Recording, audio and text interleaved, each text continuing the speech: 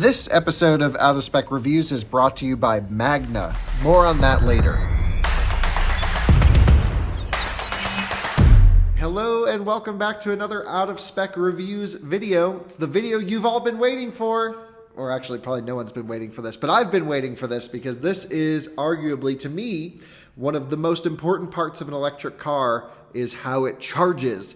And in this video, we're going to be analyzing the Rivian R1T's DC Fast Charging curve. We have a Rivian in for testing. It's the 135 kilowatt hour large pack. That's not even the biggest pack. That's crazy. And I believe that is a gross figure, not a gross in terms of that tastes bad, but in terms of that's the full in theory capacity of the pack, and then there's buffers that we'll discuss what I think the full total usable capacity would be.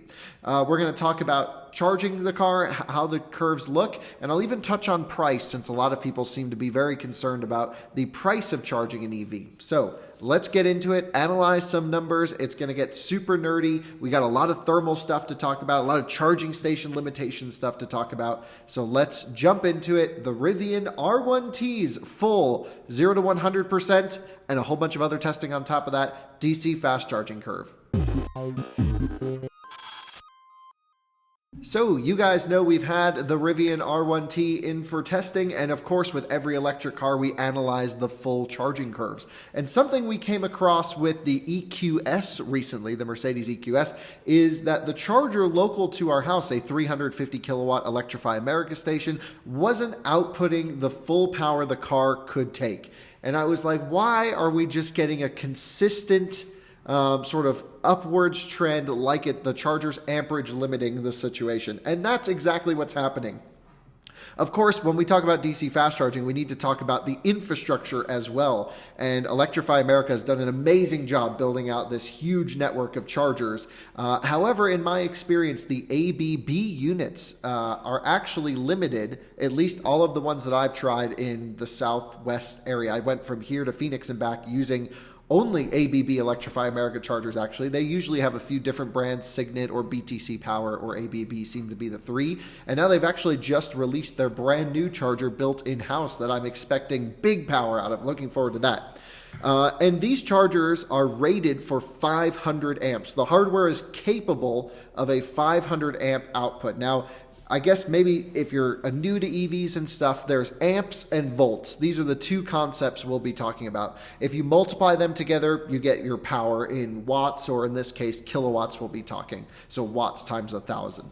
So if you have, for example, at a 350 kilowatt station, if you can only pull 350 amps, you would need to have a 1,000 volt vehicle pack in order to get 350 kilowatts. So I guess I'm not going to do too much explaining. This video is really for the nerds, so let's just get into it. Essentially, all the ABB EA stations that I've been to are limited to 350 amps. What that means is for these high power 400 volt charging cars like EQS, like Rivian R1T, i4, iX, even some of the 300, like the really high power 800 volt stuff, Hummer EV and Lucid Air, they actually need more than 350 amps to basically reach their theoretical max charging rate.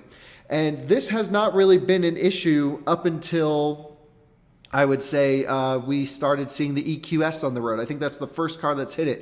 iX, i4, Rivian, and a few others, Lucid Air. And like this basically, we didn't even know about this issue until these cars started coming out. Ioniq 5, EV6, for example, max out pretty much at 350 amp requests, so the chargers have been able to give them their power. And what that means is I was not able to do a lot of maximum current charge testing with the Rivian R1T until I took it down to Denver. We live up here in Fort Collins. In Denver, there's an EVgo Signet station that's a 500 amp capable 350 kilowatt charger. Again, all the EA stuff is 500 amp capable. I don't know if it's software. They told me that the local station by my house needs a power module replaced and that it was just local to me. But I've seen this now at multiple stations and you guys have been reporting this. So I think maybe there was they may not know everything that's going on the communication side. I'm sure their engineers do, though.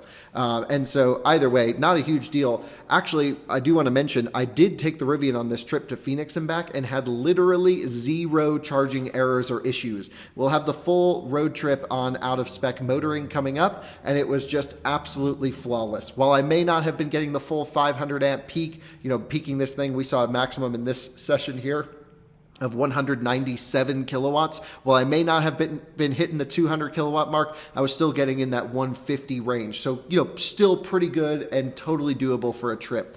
We're going to get into the charging curves here now, but that's one thing I do want you to be mindful of when you're doing Rivian testing, because I know a lot of owners are going to be looking at charge rates, charge curves, and everything. Make sure that you're at a charger that can deliver 450 amps, since that seems to be the maximum that the Rivian asks for. And its pack voltage is quite high as well. So let's start. I did a few different tests to explain. The first test was a 0 to 100% test that I did in colder weather. And so what actually I did was we picked up the car, we brought it up here, so we drove it, and then I ripped it on the way back down to Denver. And yeah, tried to drive it pretty hard, but not like I wasn't trying to overheat it.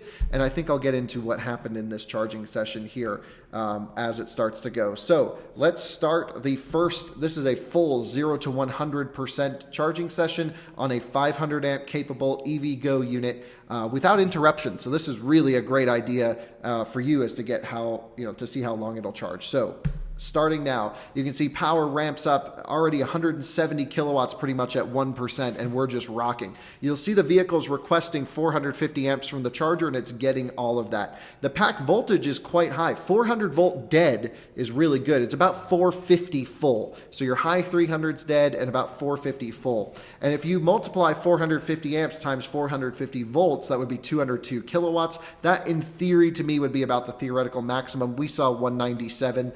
But pretty much this car will do, Nears makes no difference, 200 kilowatt charging. You can see we're already slowing down in the amps here, and I'm just going to pause because I want to talk about why I think we're slowing down here at 23% state of charge.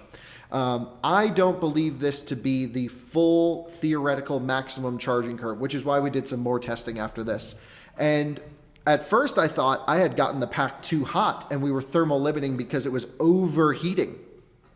And what you'll see pop up in a little bit is on the car screen just above me here, you'll see where it says charging in 62 miles. It's actually going to pop up here pretty soon that says limited while battery is conditioning. And there's 2 different scenarios that can happen while the battery is conditioning.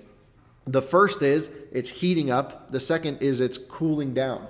And when it's cooling down, you'll hear the fans running. You'll hear the AC compressor buzzing away to cool things down. Again, this was the first time I ever charged the truck, so I'm trying to figure all this out in real time.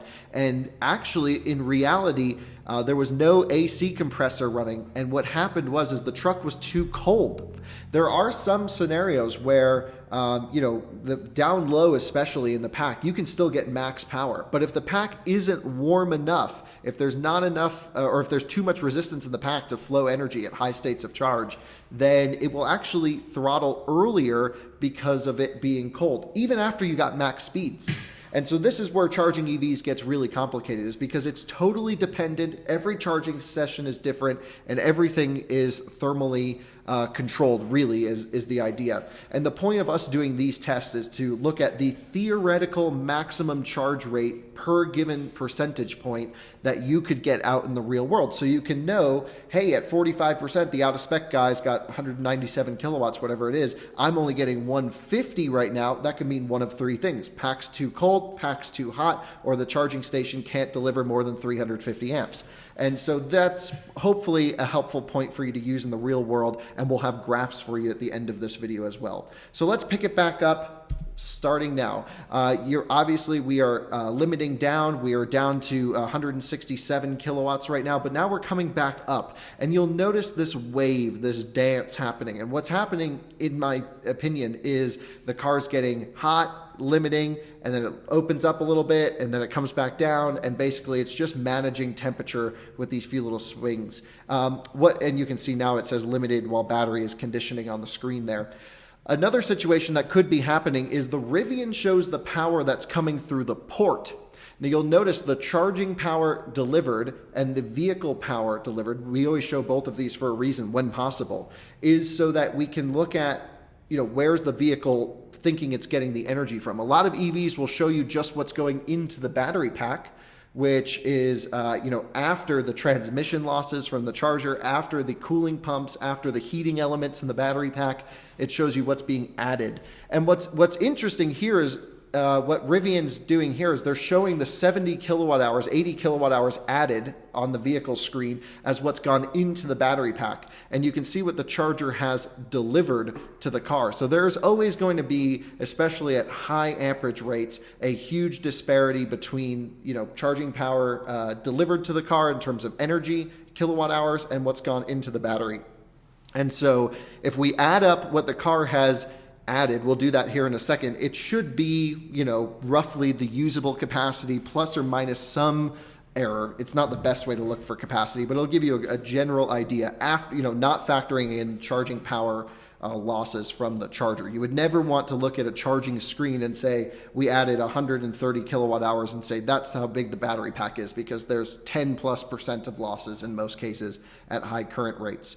Obviously, the slower you charge, the less loss there'll be because there's the less heat generated. But overall, this is a pretty good charging curve. You can see at 80%, it basically hits down to 50% state of charge, 51 kilowatts, and it just kind of rides there. Really, the meat of this pack is the 0 to 50, 55% is where you're going to want to spend most of your time on a road trip. Anything above that is pretty slow, and especially once you hit 70 or 80%, there's pre-programmed in ledges that basically hit the bottom. Now here, EVgo actually stopped the session because they have a 1 hour time limitation, and so we had to reconnect the car and basically start up where we left off.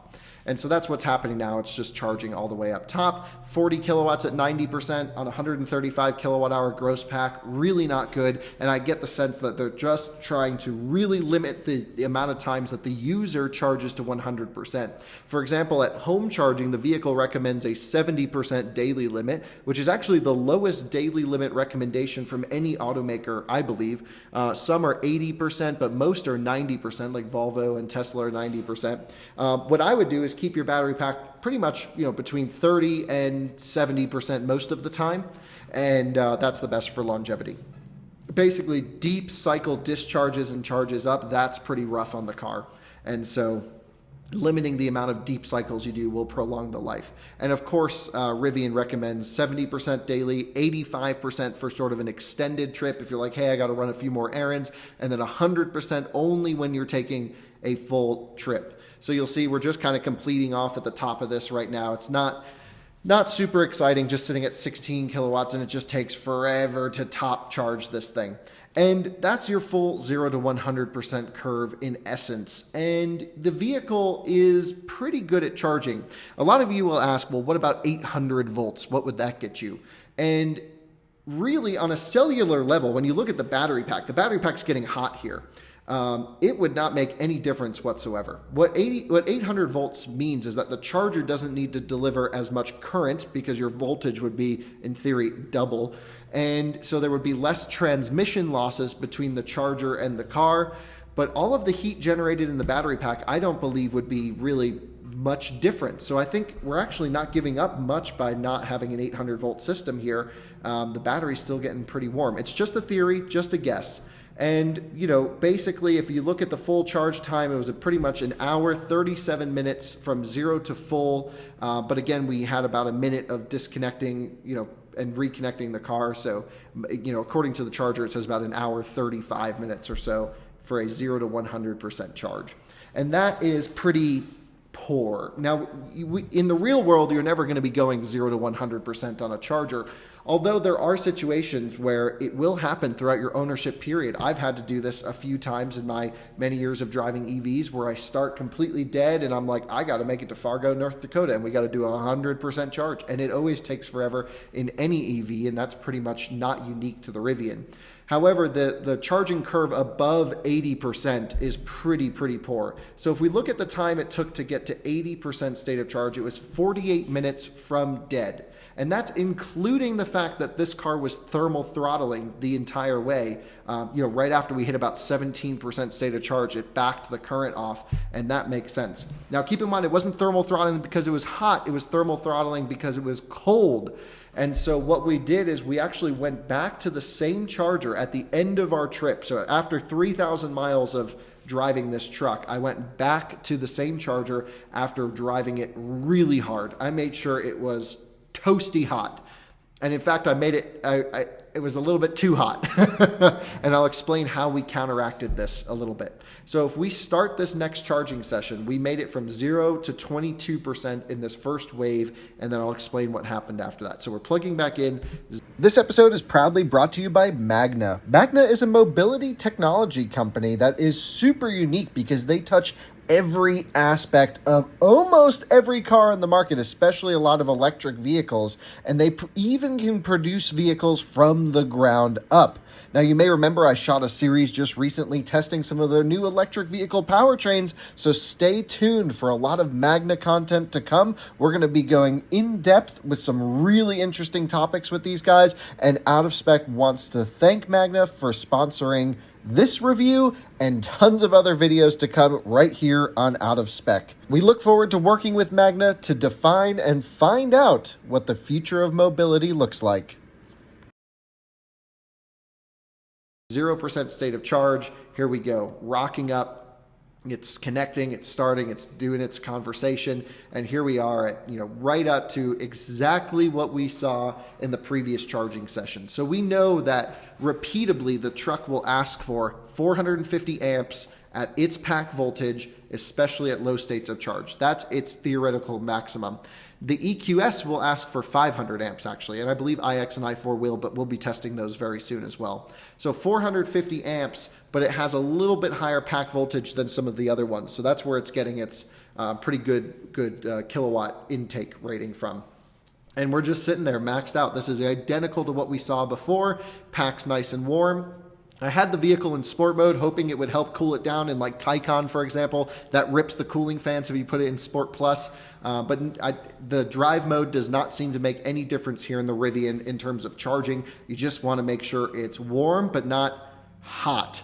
And there's no battery temperature gauge in the Rivian, and there's no en-route battery preconditioning. Battery preconditioning could cool down the pack on the way to a charger or heat up the pack on the way to a charger, and I think it's a huge omission from the truck, and I really hope they add this through software because thermals truly and really impact the charging curve massively. I asked one of their engineers, what's the theoretical maximum current that the truck could pull? He wouldn't tell me, or she. It was just a text, and they said, it's just going to be dynamic based on load. And you can see now here, it's thermal limiting. We're down to 150 kilowatts at 21%.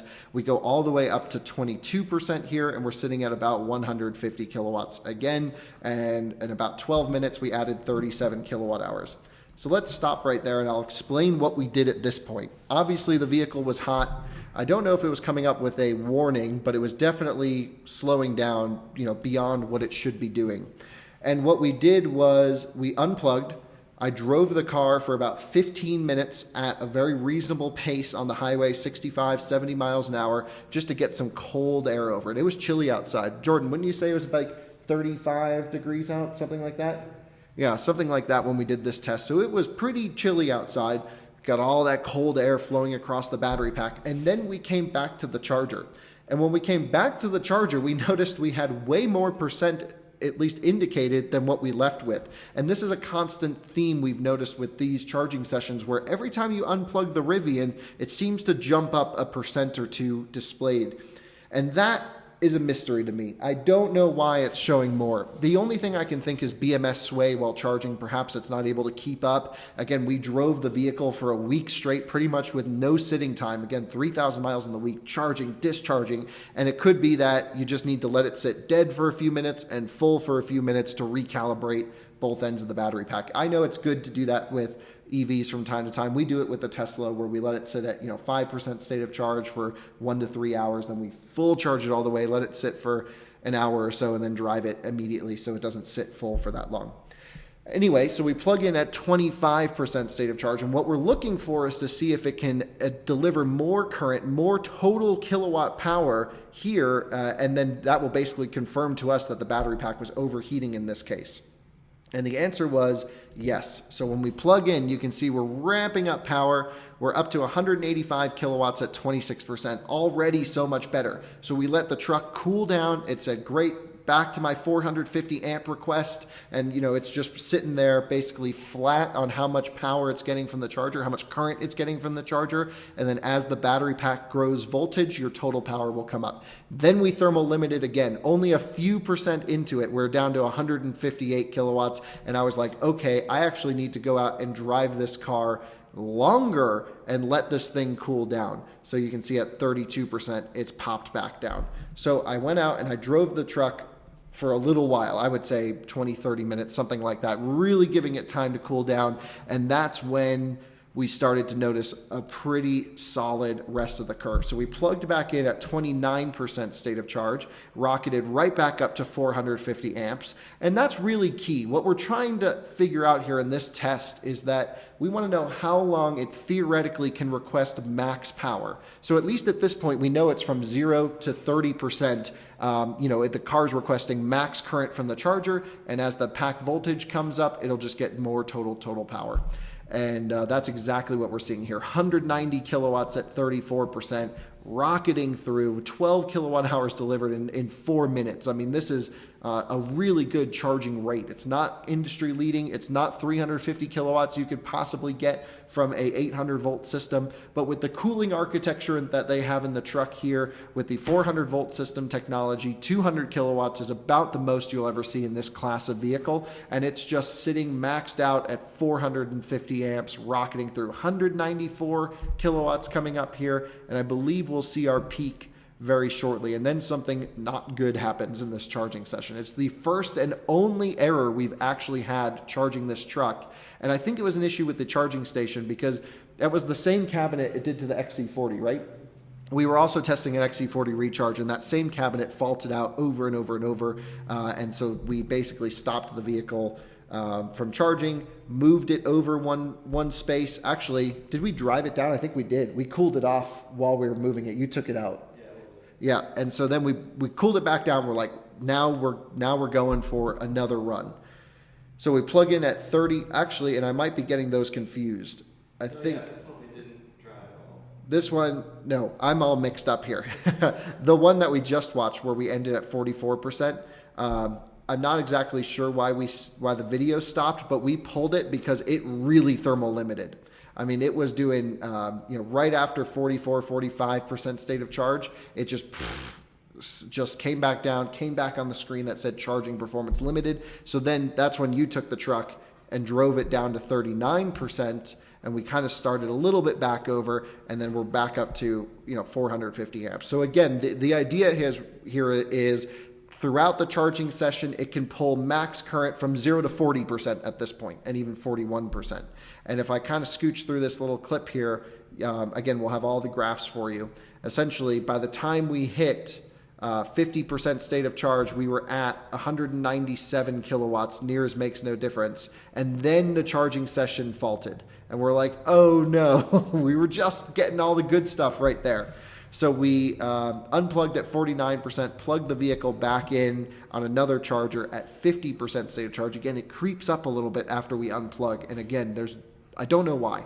But now we plug in at 50% and we let this session ride all the way to 80, and it worked wonderfully. And so basically we're doing now the theoretical maximum, 197 kilowatts at 52. And then you'll see it starts backing off the amps progressively here. So 53% is when it really goes. So on a road trip, the idea essentially is to keep the car between 0 and 60% state of charge for as much as possible. The train is going by, you'll probably hear it. Because our initial plug-in rate, what was our initial state of charge plug-in kilowatts on the graph? Jordan's looking it up. I'll pause. So at exactly 58% state of charge, we match the starting kilowatt rate. And so then it tapers right after that. Now we're down into the 140s in that 60-70% range, and it'll keep dropping. I'll let this play. But essentially, the idea here is you want to keep it between 1 and 55-ish% state of charge on a road trip. With 55% state of charge, you can pretty reliably get about 150 miles out of this thing if you drive reasonably, depending on temperature, wind, elevation, because it really does almost 300 miles at 70 miles an hour. Really good distance here in this vehicle. And so up top, again, we only charged on this final session to about 80% state of charge because the final bit was matching up perfectly with our original session. And again, we'll pull up the graphs here at the end and analyze them. But that's how you know at least we did our testing. At first, the battery pack was too cold. I didn't know what was going on, but I just left it plugged in because I'm like, oh, we'll figure it out more throughout my time with the vehicle. Then I ran into an issue where all of the ABB Electrify America chargers were not giving the truck maximum power, and we were seeing anywhere between 120 kilowatts on plug-in all the way up to about 150, maybe touching 160, but not quite in the middle. So a significant drop, percentage. I can do that math really quick right here. So let's see. So about a 23% decrease in peak charging rate from 0 to 50 something percent state of charge, because that's when the vehicle's requesting 450 amps the whole time and it's only getting 350. So that's the delta we're talking about here with these 350 amp limited chargers. And then, up top here at between 70 and 80%, it just follows pretty much the same curve, a hard coded in drop at 80% to 50 kilowatts. And that's totally to be expected.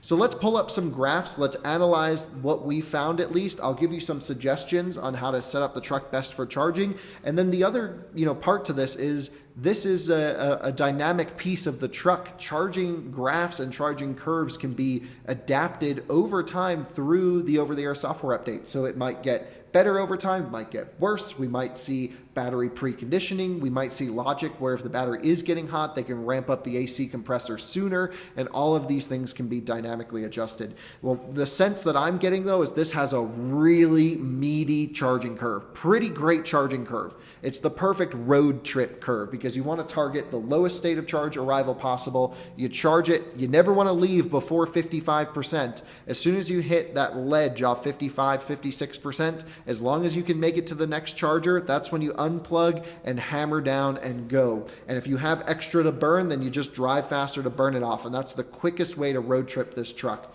Now, of course, some people have more comfort level arriving with 10 or 15% in the tank, if you will. But if you want to do it out of spec style, you're targeting a low state of charge arrival all the way till it tapers and then heading to the next. So let's analyze the curves, and then that'll be the end of the video. And now you join us to evaluate the charging curve and performance of the Rivian. And what we have are 3 different charts for your viewing.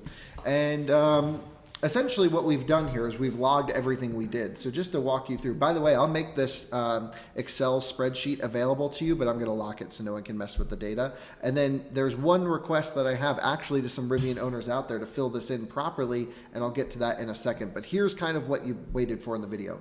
The A column is all our state of charge, so that's at every point. What we try to do is we try to log as soon as the vehicle displays going up from, let's say, 24 to 25%, that's what we log as the 25%. So it's the beginning power number of that particular state of charge. And then what we've done here is we have our 0 to 100 test. We have the charger power delivered to the car, and then the car's display. Now keep in mind, in the Rivian, these are almost perfectly matched up, and that's because the Rivian reads the power from that's coming through the CCS port on the front of the truck. Some other vehicles show us the battery power going in, and that's a great way for us to look at actually the inefficiencies of charging. And so that's why I always put the charger power and the car power separate. In cases like this, there's honestly nothing we can do without OBD data logging to see the individual power going into the battery pack, but the Rivian's OBD port is locked, and I tried to get into it and they locked us out. So can't do that. Then what I've done is I've created our charger and car for the peak rates. That means through all of our charging sessions, what is the highest kilowatt rate we have experienced with this truck. Again, the point of this test isn't so much a real world, here's what you can expect at a charger, it's what's the theoretical maximum charging rate this car could take at a given state of charge. And that's what we've done here. And again, there was a couple little instances where after we unplugged on those secondary testings, that the vehicle would gain 1, 2, 3, 4% state of charge. Like we'd unplug at 20 and then we'd like look at the truck and it walks its way up to 24 and we're like, whoa, that's some weird BMS stuff going on that we've never seen from any other vehicle before. And so again, it's just early days for Rivian, and it doesn't mean anything's bad. It's not like it's unsafe. It's not like if you charge to 100%, you unplug and it's like, oh, 104. That's not going to happen. But it is just an interesting, sort of BMS way indicated. That's why when we do our 70 mile an hour highway range test, we never go until it just says 0. We go until the car stops moving or feels like it's about to die, because there's always buffers. There's always interesting things going on beyond what's just displayed. And then I've put in what I think is a great placeholder for the theoretical maximum. If you take a look at these charts, let's look at the first chart here. This is the Rivian 0 to 100% DC fast charging test that we did when we first got the truck. And you'll see it's basically all good, rocking, 184 kilowatts. And as soon as we hit 18% state of charge, we fall off this ledge. And that's it basically saying, whoa, I'm pretty hot, you got to pull back. And I think it may have pulled back to the point where it was actually able to then start charging a little bit faster because it had thermally recovered. And then it kind of walked its way in the middle here and then fell off this curve and then got pretty hot again. And then as soon as it hits 80% state of charge, there's a programmed in ledge at 50 kilowatts, and that pretty much is the same. So the 80 to 100% curve did not change on really any charging test, no matter the charger. That's pretty much programmed in and set. And so, yeah, it'll certainly limit if it's too hot or cold. But by the time it got there, it had thermally recovered. So that is just a temperature limited charging curve, not what I was expecting to see, of course. And that's why I spent all week trying to evaluate this charger. Then we have all of the data from our tests. What we've done is we've logged the peak rate we've seen at any given state of charge, and that kind of is a bummer through here, because what we did was we unplugged at 18%, and then when we plugged the car back in, no, we actually unplugged at 23%, and when we plugged the car back in, it showed 25. And if we had known that it was going to, or if this was going to be a bigger issue, we should have caught it in time. It's on us, and we should have driven the truck back down to 17 or 18% to fill in this gap. And so this is just our data that we've seen. So what I've done here is I've created this third graph that I believe to be the theoretical peak, plus or minus a couple percent, through this little section here in the middle of what the Rivian can take under all ideal conditions. This is everything we've seen that's ideal. And you'll see that it basically just ramps up and up and up, all the way to a peak of 197 kilowatts. I don't actually know if that was logged at the beginning of a state of charge, but somewhere between 40 and 50% we had 197 kilowatts. Yeah, it just may not have happened right at the percent turnover, but it was right in this range. And then basically the idea here for a road trip is you want to leave where you're going to be below when you plug in at the next one. So if you plug in at 1%, you'll get 167 kilowatts. And that happens at 58% state of charge. So for me, I would probably charge it to 60%, down that 145 range, unplug, and then go. But if you can make it to the charger and you still are at, getting good speeds somewhere around here, just keep it going, because you're getting better speeds than if you were to go to the next one.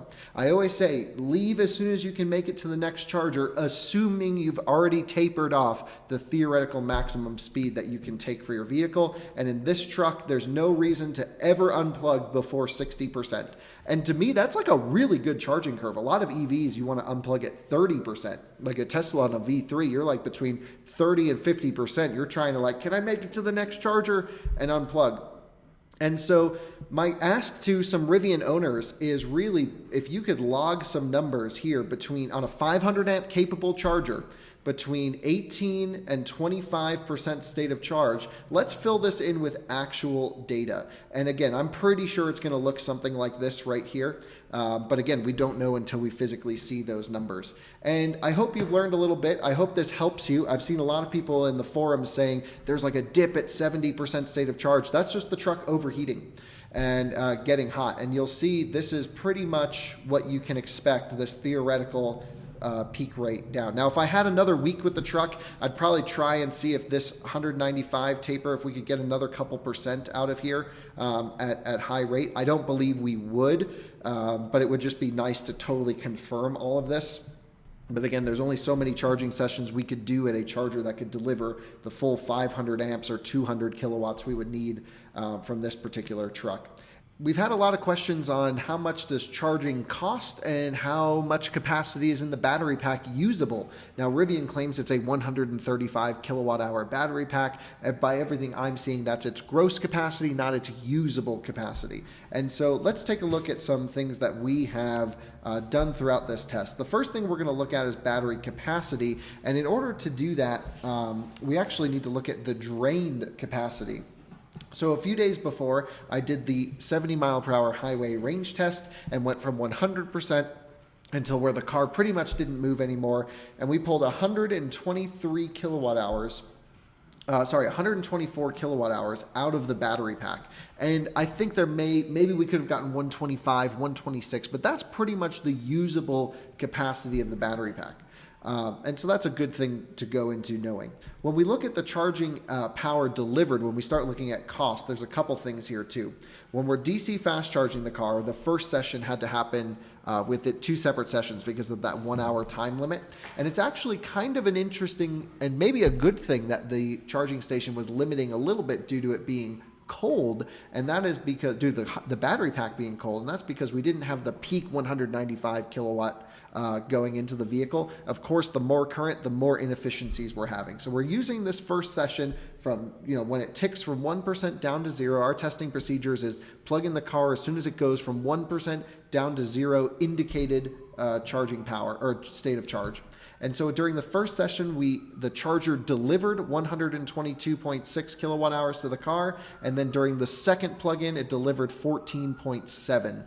We've added to the battery pack, that's the plus number on the Rivian screen, 109 on the first session and 114. So the total delivered to the car, this should actually say total delivered, not added, would be 137.3 kilowatt hours to the charging port of the Rivian. What went into the battery pack was 123 kilowatt hours, and that efficiency loss is about a 10% loss. That's very common from what we see with DC fast charging in the industry with high power charging cars. So nothing is surprising here. But when we start to look at the costs of charging, we can't just say, here's what went into the battery pack, because you're paying for all the electricity that comes out of the plug. And obviously, the higher the power you charge, the more inefficiencies there will be. So when we look at home rates here with level 2 charging, it's never 100% efficient, but it's actually probably a little bit more efficient than DC fast charging. So this $13.73 number based off of just a general 10 cent per kilowatt hour rate, you can put in your own rate here and figure out what you want this to be. This $13.73 is roughly, it would probably cost about $13 to fill up at home, would be my guess. And that's dead to full, which you're never really going to be doing. You really, again, want to plug in around 20 or 30% and charge it up to 70% daily. Then we looked at 2 public rates in terms of DC fast charging. The first is the Electrify America $4 per month Pass Plus membership. Now, the Rivian doesn't come with any sort of free charging on Electrify America, so you're either going to be paying one of these 2 rates, and I would highly recommend paying the $4 per month for Electrify America, even if you do a deep charge once per month, because it's about 30 kilowatt hours is the breakover where you start making back money. And a full 0 to 100% charge on Electrify America would, based off of this test, cost you about $42.56. And if you just rolled up to a charger and put your credit card in, it would cost you about $60 to fill up. So, with these big batteries, it's starting to get pretty expensive to charge, and this all certainly matters. Now, You can do your own calculations off of these numbers. This is just what I've done based off of these tests. You may have public charging in your area that costs a little bit different, but for the most part, I road trip using Electrify America more than any other DC fast charging station for CCS, just because they're so prevalent and they're everywhere. So these are the numbers that matter most to me. Highly recommend paying the $4 a month. Again, it'll save you just in one charging session, and that's a great thing. Now, there are certain states where Electrify America bills by the minute. You can look at your individual state where you're going and take a look at how long it took to charge when you analyze the data in this video and run your own calculations there. Charging should be billed by the kilowatt hour, in my opinion, and here are all the costs and energy that went into filling up the Rivian. Anyway, thank you so much for watching another Out of Spec Reviews video. I hope this is not too nerdy for you guys, and I hope it helps Rivian owners plan their road trips. I hope it helps sites like A Better Route Planner. I know those guys watch our videos and model some of their vehicle stuff off of our testing, and at least this is the best we have right now. We have a good friend of ours getting his Rivian here in town very soon, so we'll be using that truck to maybe do a little bit more testing as time goes on. But there you have it, the Rivian R1T's full charging curve and test, and we'll see you on the next one. Bye-bye.